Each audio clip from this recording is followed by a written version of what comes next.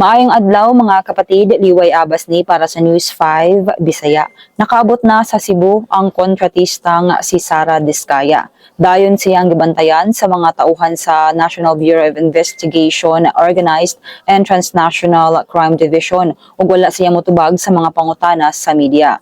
Kinahanglan nga i-turn over ngadto si Diskaya kay ang korte sa Cebu ang nagdumala sa iyang kaso nga adunay kalabutan sa giingong maanumalyang flood control o revetment project sa Davao Occidental nga nagkantidad og 96.5 billion pesos. Gidakop sa Diskaya gabi sa Huwebes, December 18, human gipalagawas ang warrant of arrest alang sa kaso nga graft o malversation.